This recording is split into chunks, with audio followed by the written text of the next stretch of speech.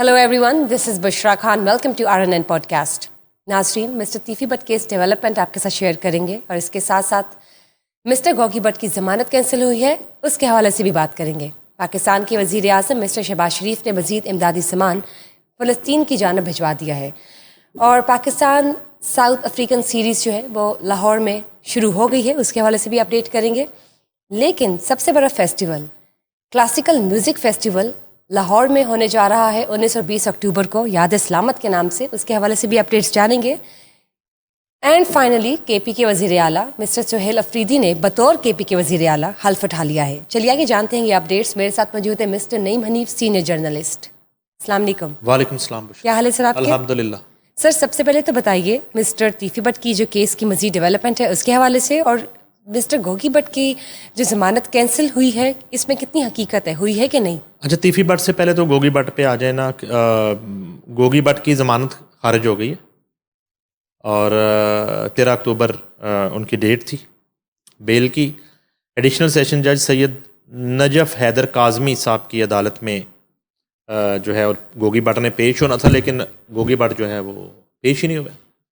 ना उनकी तरफ से कोई वकील पेश हुआ, ना गोगी बट पेश हुआ. तो अलबत्ता सीसीडी जो है वो रिकॉर्ड लेके पहुंच गया और उन्होंने रिकॉर्ड पेश कर दिया सारा. उस पर सबसे पहले जो है मौजूद अदालत की तरफ से सुबह 8 बजे गोगी बट की आवाज़ लगाई गई, जो एक तरीक़ाकार है कोर्ट्स का. ठीक. अच्छा, 8 बजे भी गोगी बट पेश ही नहीं हुए. फिर 8:30 पे दूसरी आवाज़ लगाई गई, गोगी बट हाजिर हो. गोगी बट पेश नहीं हुआ. 9 बजे तीसरी आवाज़ लगाई गई, गोगी बट हाजिर हो. गोगी बट पेश नहीं हुआ. आखिरी आवाज़ जो है वो 10 बजे लगाई गई, गोगी बट हाजिर. यानी कि मौजूद अदालत ने ये बेल कैंसिल करने के लिए भी एक जो है ना, आप 8 से 10 जो है तकरीबन 2-2.5 घंटे का वक्त दिया कि शायद कोई रास्ते में आने में ताख़ीर हो गई हो या जो है ना इस तरह की सूरत हाल में भी. गोगी बट के पेश होने पर भी सीसीडी ने जो रिकॉर्ड पेश किया इस मुकदमे का जी मौजूद अदालत के सामने में भी इस गोगी बट के होते हुए भी ज़मानत खारिज कर दी जाती, मगर यहाँ गैर हाजिर होने पे. अच्छा, गोगी बट ने जो है अमीर बलाज कत्ल केस में पहले वो मफरूर रहे और उसके बाद उन्होंने 16/8/2025 अगस्त 16 को वो मंजर आम पे आके उन्होंने इंटरम बेल अप्लाई की. उसके बाद उसमें वो तोसी हुई 1 से 2 मरतबा या 3 मरतबा.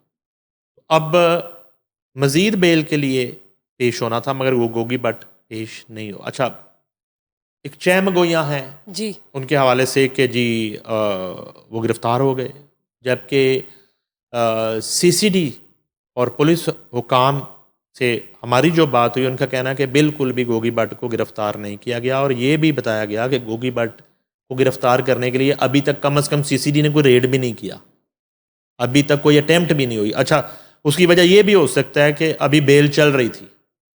अब बेल कैंसिल होने के बाद सीसीडी हरकत में आ सकती है या ज्वाइंट इन्वेस्टिगेशन उधर टीम है दूसरी तरफ जिनके पास इन्वेस्टिगेशन थी इस मुकदमे की, बिल्कुल, तो वो भी हरकत में आ सकती है. अलबत्ता इस बेल की मनसूखी से पहले गोगी बट की गिरफ्तारी के लिए कोई रेड नहीं किया गया, ये कहना है पुलिस डिपार्टमेंट का, ये कहना है. अच्छा, उसमें ये है कि एक गोगी बट के हवाले से एक अजीबोगरीब मामला ये हो गया कि तीफी बट को जो है मुबैना वो जो मुकाबला हुआ, जो साथी छुड़वाने आए, उसमें सीसीडी और पुलिस का ये क्लेम है कि गोगी बट जो है वो छुड़वाने आए थे साथियों के साथ. अच्छा, माजी में इसी केस में एक किरदार एहसन शाह हुआ, अगर आपको याद हो, जब उसकी ऑडियो लीक होती है एहसन शाह की, और वो एहसन शाह को जो है वो जेल से गालिबन बदामी बाग के इलाके में ले जाया जा रहा होता है, तो वो वहाँ पे साथी छुड़वाने आते हैं और वो इनकाउंटर हो जाता है और एहसन शाह मारा जाता है. जब एहसन शाह मारा जाता है तो एहसन शाह के मर्डर का جو ایف آئی آر ہے وہ نامزد ایف آئی آر احسن شاہ کے بھائی پر ہو جاتی ہے ٹھیک. کہ احسن شاہ کا بھائی چھڑوانے آیا تھا اور اس کی فائرنگ سے احسن شاہ ہلاک ہوا. ٹھیک ہے. یہاں تقریباً سملر ہے معاملہ, وہ سگا بھائی تھا, یہ کزن ہے. تو یہاں پر ایک نامزد ایف آئی آر جو ہوئی ہے اس رحیم یار خان والے واقعے کی مسٹر گوگی کہ بٹ. تیفی بٹ جو ہے اس کو چھڑانے کے لیے جو ساتھی آئے تھے اس میں گوگی بٹ شامل تھا. ٹھیک. اب ایک وہ مقدمہ ہو گیا. اچھا اس مقدمے میں تو گوگی بٹ بیل پہ نہیں ہے, جی. تو میں بھی اس سے پہلے بھی ریڈ کیا جا سکتا تھا گرفتار کرنے کے. البتہ اچھا یہ بھی ہم نے پوچھا سی سی ڈی ذرائع سے کہ کیا گوگی بٹ گرفتار ہو چکا ہے, تو اس کا کہنا تھا گوگی بٹ گرفتار نہیں ہوا اور نہ ہی ابھی تک گوگی بٹ کی گرفتاری کے لیے کوئی ریڈ کیا گیا, چھاپا مارا گیا. تو البتہ تیفی بٹ کی اس کیلے مرڈر کا جو ایف آئی آر ہے رحیم یار خان واقعے کی وہ گوگی بٹ پر ہے, نامزد ایف آئی آر کہ وہ چھڑانے آیا تھا, اور آگے جو بھی ہوا جو سی سی ٹی کا کلیم ہے. اچھا اس میں میری رائے میں یہ کتنا اچھا ہوتا کہ ایک تو تیفی بٹ کا پاکستان آنا, انٹرپول کے ذریعے گرفتاری, سی سی ٹی نے گرفتار کیا, لانا, کراچی لینڈ کرنا, کراچی سے لاہور لاتے ہوئے ساتھیوں کا آنا, چھڑانا, مقابلہ, تیفی بٹ کی ہلاکت ہو گیا. کس کیس میں لے کے آئے تیفی بٹ کو دبئی سے؟ امیر بالاج قتل کیس میں. کتنا اچھا ہو کہ جوائنٹ انویسٹیگیشن ٹیم کی اب تک کی جو انویسٹیگیشن ہے امیر بالاج قتل کے حوالے سے, اس انویسٹیگیشن میں اس قتل کے حوالے سے تیفی بٹ کی کتنی انوالومنٹ ہے, گوگی بٹ کی کتنی انوالومنٹ ہے, اس میں اب تک کتنی گرفتاریاں ہوئی ہیں, کون کون لوگ شامل تھے, شوٹر ایک مارا گیا اور احسن شاہ مارا گیا, کس کا کتنا رول تھا. یہ ایک جامعہ ایک انویسٹیگیشن رپورٹ جو ہے اگر وہ شیئر کر لی جائے تو یہ بہت سارے جو ایک ابہام اور من گھڑت کہانیاں جو ہے نا کہ اب اس کی باری ہے, اب اس کی باری ہے, یہ ختم ہو جائیں گی. یہ کم از کم جو خواہ مخواہ کی چانچا شروع ہو جاتی ہے, ایک غیر ذمہ دارانہ سٹیٹمنٹ میڈیا پہ آنا شروع ہو جاتے ہیں, وہ ختم ہو جائیں گے. وہ اگر وہ انویسٹیگیشن جو ہے ایک پریس کانفرنس آ جائے نا حکام کی طرف سے, ایک ان کے جو ہے نا وہ انفارمیشن اطلاعات کے جو سیل ہیں ان کی طرف سے, ترجمان کی طرف سے ایک اعلامیہ آ جائے, پریس ریلیز آ جائے, چلیں, یا پریس کانفرنس آ جائے, زیادہ بہتر ہے. اور اس میں جو ہے وہ انویسٹیگیشن کے کچھ لوگ بیٹھ کے ایک پبلک کو, میڈیا کو آگاہ کر دیں کہ ان کا اتنا رول تھا اس قتل میں. اچھا اس میں ایک اور چیز میں آپ کو بتاتا ہوں. اس سے قبل ہسٹری یہ ہے کہ بلا ٹرکا والے کا قتل ہوا, ٹیپو ٹرکا والے کا قتل ہوا, تیسرے نمبر پہ امیر بالاج آ گئے. تو بلا ٹرکا والا مرڈر کا جو دور ہے اور ٹیپو ٹرکا والا مرڈر کا جو دور ہے اور اس کے بعد امیر بالاج کا جو قتل ہے, اس میں فرق, سب سے بڑا فرق جو ہے وہ سوشل میڈیا کا ہے. بلا اور ٹیپو کے قتل کے وقت سوشل میڈیا نہیں تھا. بالکل بالکل. اور یہاں پہ مدعی امیر مصعب نے اور امیر فتح نے اور ان کے دادا بچو پہلوان نے کیا کیا؟ انہوں نے کوئی جذباتی ایکٹ نہیں کیا کہ وہ کہیں پہ جا کے ان پہ الزام لگ رہا ہو کہ نصیر آباد فائرنگ کر دی, گوال منڈی فائرنگ کر دی, اس طرح کا معاملہ نہیں ہوا. ایک آئینی جو پروسیس تھا اس کو تو وہ فالو کر رہے تھے, یہ میں آپ کو اپنی آبزرویشن بتا رہا ہوں. ادروائز انہوں نے سوشل میڈیا کو اتنا متحرک رکھا, سوشل میڈیا پہ اتنا جو ہے نا امیر بالاج, جسٹس فار امیر بالاج کی کیمپین اس حد تک انہوں نے چلائی کہ ایک لمحے کے لیے, ایک دن کے لیے بھی اس کیمپین کو انہوں نے ماند نہیں پڑنے دیا. یہ فرق ہے ٹیپو اور ان کے والد بلا ٹرکا والا کے قتلوں میں اور امیر بالاج کے قتل میں, یہ فرق ہے. اور اس کے علاوہ جو امیر بالاج کے احسن شاہ کے علاوہ, احسن شاہ کو تو ایک وہ مخبر ڈکلیئر کر دیا اس خاندان نے, اور وہ تھا بھی. ادروائز باقی جتنے دوست احباب ہیں انہوں نے بھی اس چیز کو اور اس واقعے کو بھولنے نہیں دیا. یہی وجہ ہے کہ جوائنٹ انویسٹیگیشن ٹیم پہ بھی بڑا پریشر تھا اس کے بعد ابھی CCD کے حوالے سے جو ہے نا کیمپینز لانچ کر دی گئی، جبکہ دوسری طرف سے یہ کیمپینز بھی خود کروائی جا رہی تھی کہ انکاؤنٹر کر دیا جائے گا ٹائپ چیزیں ہوں گی. ادھر سے کیمپین جو ہے نا لانچ کر دی گئی کہ CCD صرف ایک عام آدمی کو پکڑتی ہے، عام آدمی کے ساتھ ہی چھڑوانے آتے ہیں، ٹائپ چیزیں ہوئی. اچھا، اب میں بار بار جو بات کرتا ہوں کہ جس کو ساتھی چھڑوانے آئے، انکاؤنٹر ہوا، مبینہ ہوا، اصلی ہوا، اصلی نہیں ہوا.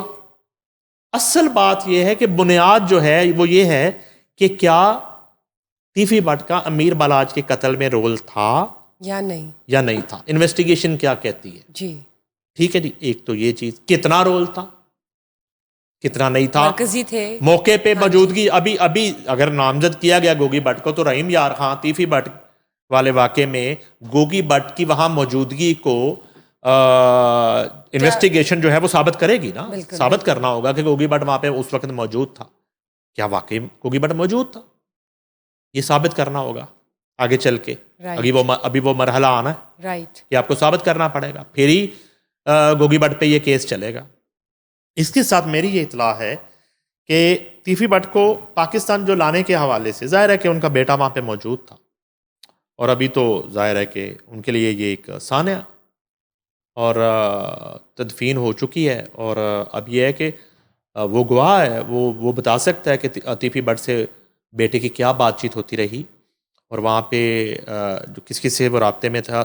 اور اس کے علاوہ یہ اطلاع ہے کہ کچھ لوگوں نے باقاعدہ طور پر تیفی بٹ کو اس بات کی گارنٹی دی کہ آپ بے فکر ہو کے پاکستان آئیں، آپ کے ساتھ کسی طرح کی کوئی بدسلوکی روا نہیں رکھی جائے گی، آپ کو قانون کے مطابق جو ہے وہ عدالت میں پیش کیا جائے گا، اور اس کی انویسٹیگیشن آپ جوائن کریں گے، شامل تفتیش ہوں گے، ریمانڈ لیا جائے گا، اور اس میں آپ اپنی بے گناہی کو ثابت کریں گے اگر آپ بے گناہ.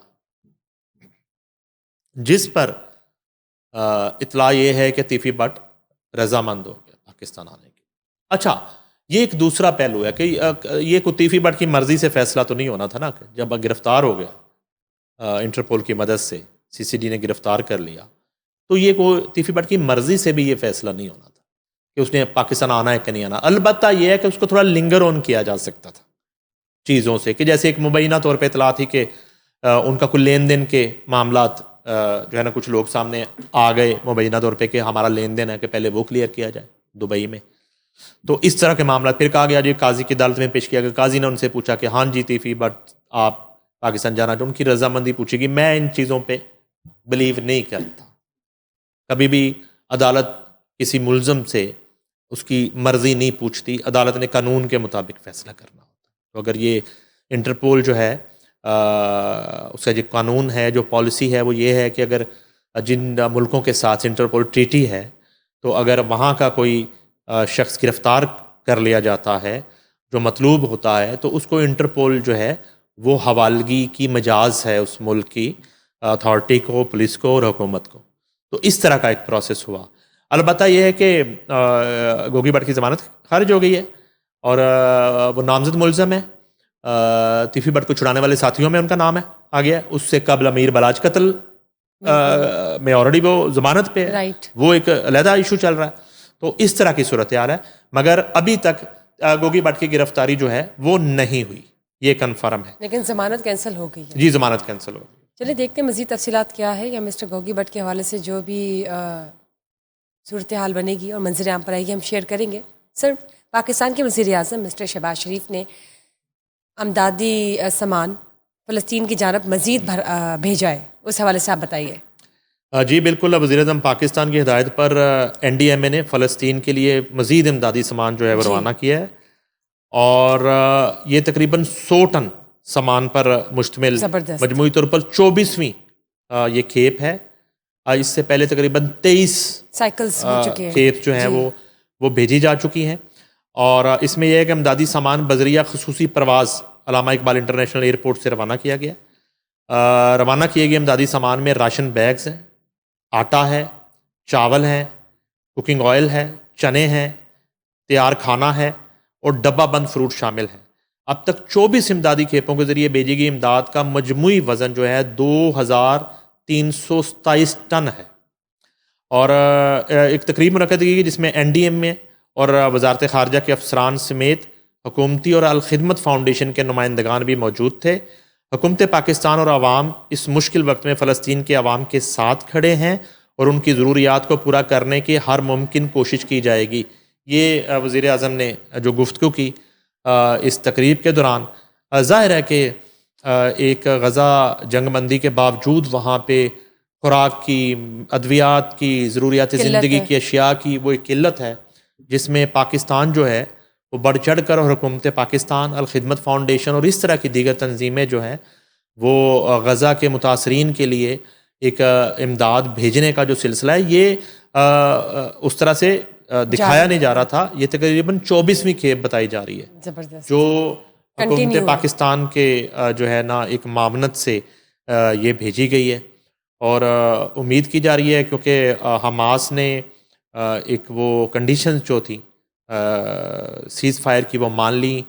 پھر یہ بھی اطلاعات ہیں کہ اسرائیل نے جو ہے وہ فلسطین جتنے فلسطینی یرغمالی ہیں اور قیدی ہیں ان کو رہا کرنا شروع کر دیا. زبردست. ان کی واپسی کا سلسلہ شروع ہو گیا. دوسری طرف حماس کی طرف سے یرغمالیوں اور ڈیڈ باڈیز کی حوالگی کا سلسلہ شروع ہو گیا. تو وہ ایک جو معاہدہ ہے اس پر عملی طور پر پریکٹیکلی جو ہے وہ عمل درآمد شروع کر دیا گیا ہے بغیر کسی رکاوٹ کے.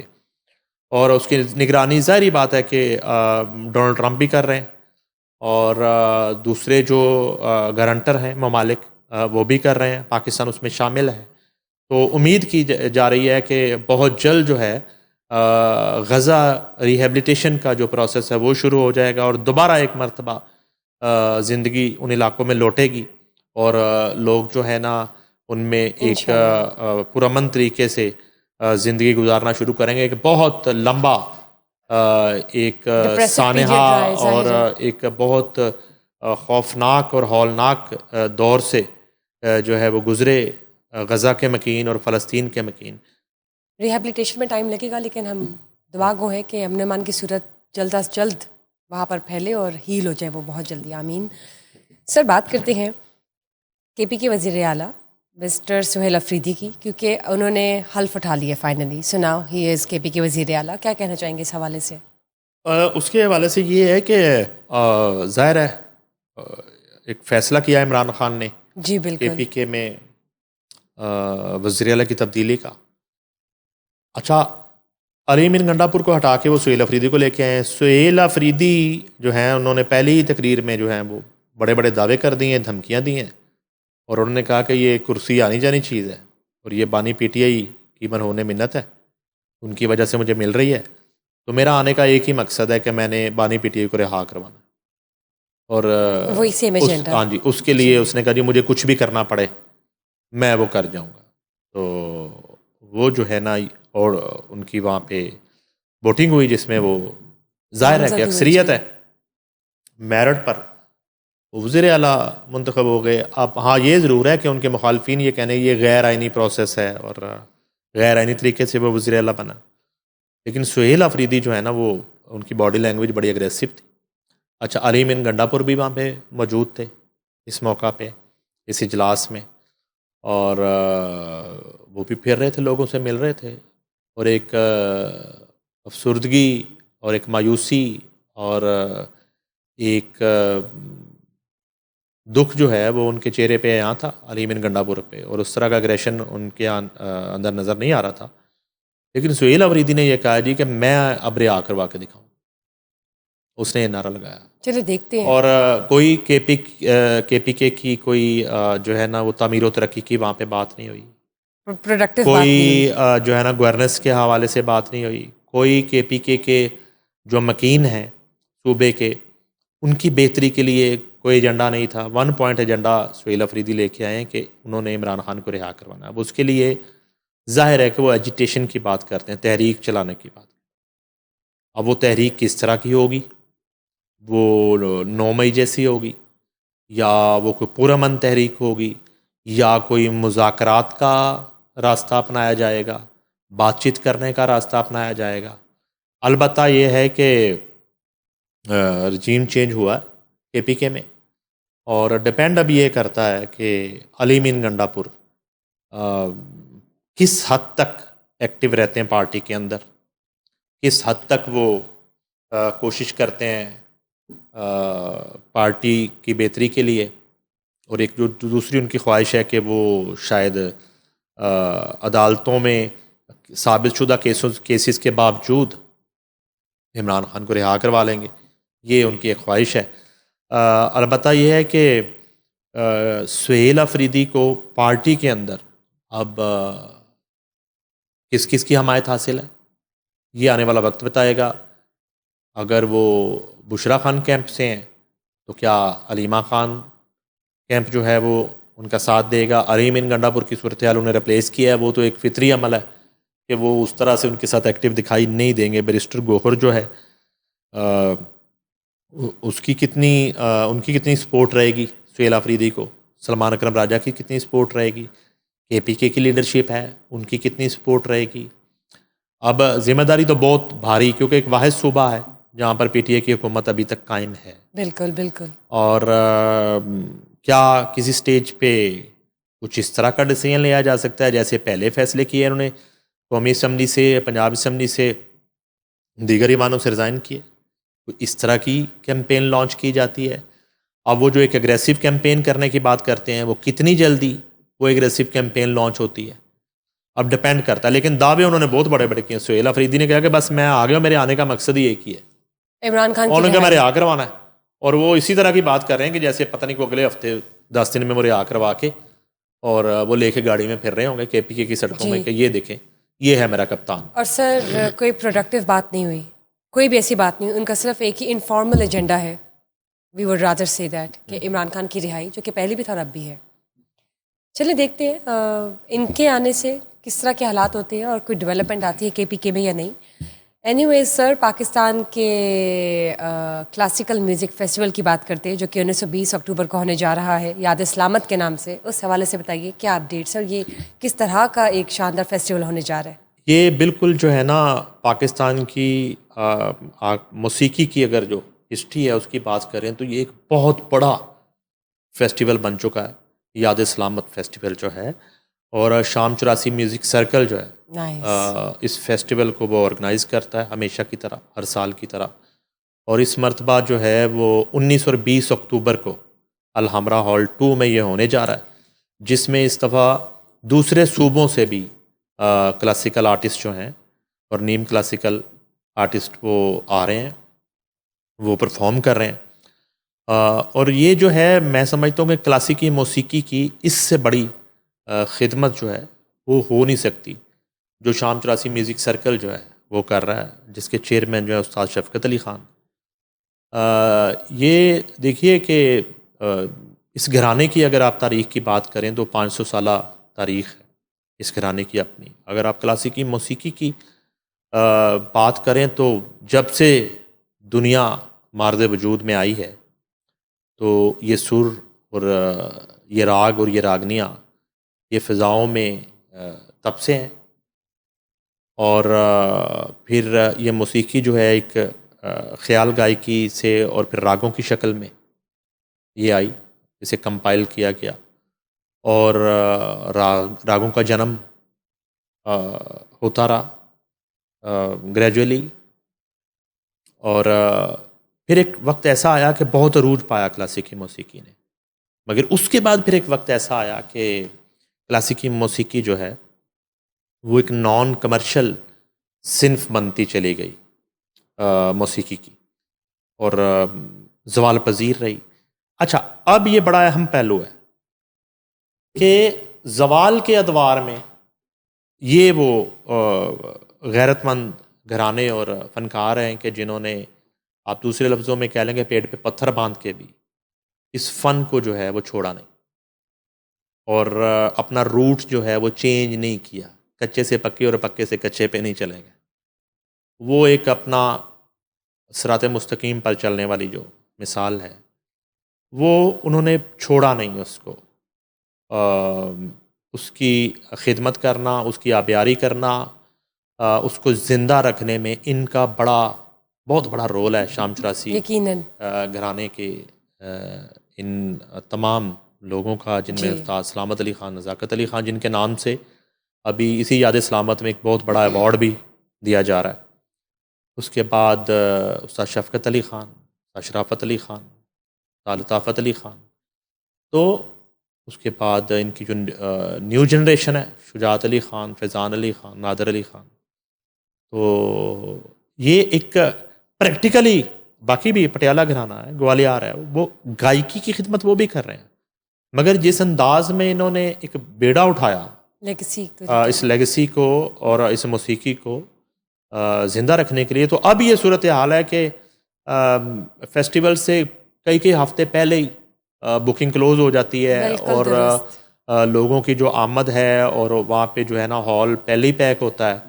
اور اس مرتبہ جو ہے وہ RNTV جو ہے باقاعدہ اس فیسٹیول کا میڈیا پارٹنر ہے، زبردست، اور اس کو لائیو ٹیلی کاسٹ بھی کر رہا ہے، ریکارڈ بھی کر رہا ہے.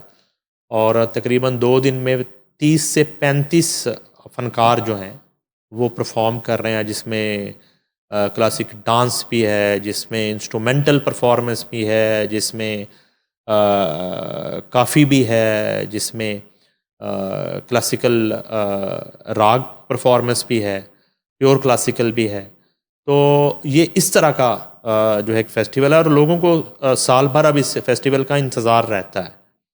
اور کسی حد تک آرٹس کونسل کی سپورٹ اس میں شامل ہے، مگر میں پوڈ کاسٹ میں یہ بات ضرور کرنا چاہوں گا کہ حکومت کو میں سمجھتا ہوں کہ یہ اتنا بڑا سچ ہے جس کو پھیلا رہا ہے شام چراسی میوزک سرکل، حکومت کو اس کو جو ہے نا وہ پوری سرپرستی کرنی چاہیے، فلی سرپرستی حکومت کی ہونی چاہیے. اور یہ فیسٹیول جو ہے نا صرف لاہور نہیں، یہ فیسٹیول اسلام آباد، کراچی، KPK، بلوچستان اور اس کے بعد دنیا کے دیگر ممالک میں جو ہے اس کو ایک ملکی ثقافت کا ڈیلیگیشن کی صورت میں حکومتی سرپرستی میں اس کو بھجوانا چاہیے.